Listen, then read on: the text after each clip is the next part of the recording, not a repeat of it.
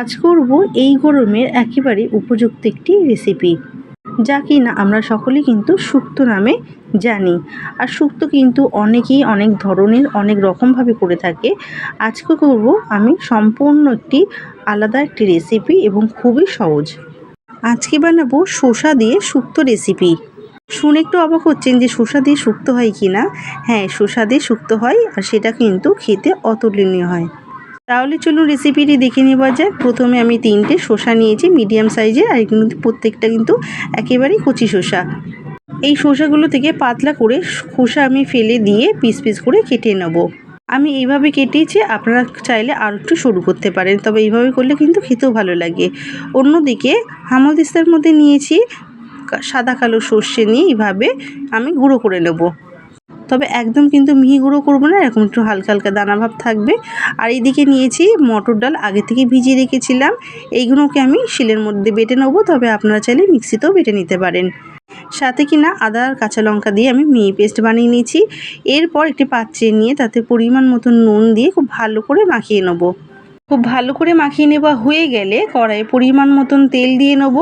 বড়াগুলো ভেজে নেওয়ার জন্য আমি এখানে সাদা তেলটা ব্যবহার করেছি। তেলটা যখনই গরম হয়ে আসবে একে একে বড়াগুলো দিয়ে ভালো করে এপিট ওপিট লালচে করে ভেজে একটি পাত্রে তুলে নেব। তবে বড়ার বড় বা ছোট শেপ দিতেই হবে, সেটা কোনো বাধ্যতামূলক নয়। আপনারা যেরকম পারবেন ছোট কিংবা বড় শেপ দিয়ে কিন্তু আপনারা বড়াগুলো ভেজে নিতে পারেন। বড়াগুলো ভাজা হয়ে গেছে, বাকি বড়াগুলো আমি সেমভাবে কিন্তু ভেজে একটি পাত্রে তুলে নেব। এইদিকে ফোড়নের জন্য লাগবে 5 ফোড়ন, আর নিয়েছি গোটা জিরে, শুকনো লঙ্কা, তেজপাতা। বাকি তেলের মধ্যে ফোড়নে দিয়ে দেবো তেজপাতা, 5 ফোড়ন, গোটা জিরে, শুকনো লঙ্কা, আর দিয়েছি সর্ষেগুলো যে আমি হাফ বেটে রেখেছিলাম সেইগুলো আমি দিয়ে দেবো। ভেজে নেওয়া হয়ে গেলে আদা বাটা দিয়ে সেটাকে একটু ভেজে নেবো কিছুক্ষণ।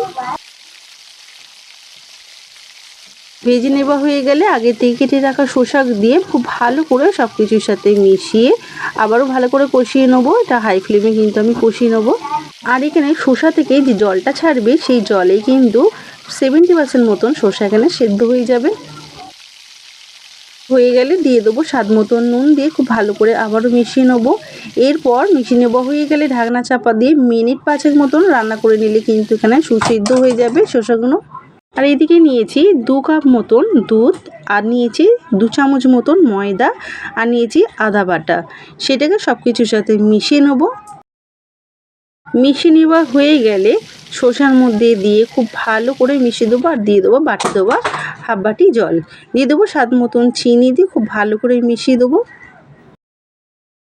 যখন এবার ফুট ধরতে শুরু করবে আগে থেকে ভেজে রাখা বড়াগুলো দিয়ে দেবো।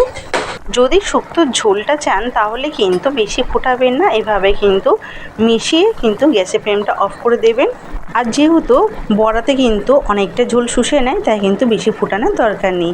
দিয়ে দিলাম সবার শেষে 1 চামচ মতন ঘি দিয়ে খুব ভালো করে মিশিয়ে নেওয়া হয়ে গেলে গ্যাসের ফ্লেমটি অফ করে দিয়ে ঢাকনা চাপা দিয়ে রেখে দেবো যতক্ষণ না পরিবেশন করব। তাহলে দেখে বুঝতেই পারলেন যে শসা শুক্তো রেসিপি বানানো কতটা সহজ। শসা শুক্তোটি যারা জানেন না অবশ্যই কিন্তু সেভ করে রাখুন, যাতে আপনাদের বাড়িতে বানাতে সুবিধা হয়। আর ভীষণই কিন্তু সুস্বাদু একটি খাবার, একবার যদি খান তাহলে কিন্তু এই সহজ রেসিপিটি আপনারা এই গরমে বারবার বানিয়ে খাবেন। আর এখানে বড়াগুলো কিন্তু ভীষণই সফট হয়েছে, যথেষ্ট ঝোল টেনে কিন্তু ফুলে ফেপে ডবল হয়েছে ঠিকই, কিন্তু যথেষ্ট কিন্তু সফটও হয়েছে, আর খেতে কিন্তু অসাধারণ হয়েছিল। অনুষ্ঠান বাড়ির মতন শুক্তো বানাতে না পারলেও অন্তত এইভাবে শসা দিয়ে শুক্তো রেসিপি একবার বানিয়ে খান, দেখবেন বারবার বানিয়ে খাবেন। রেসিপিটি সম্পূর্ণ দেখার জন্য অসংখ্য ধন্যবাদ। ফিরছি পরবর্তী নতুনত্ব কোনো ভিডিও নিয়ে। ততক্ষণে ভালো খান, ভালো থাকুন, টাটা।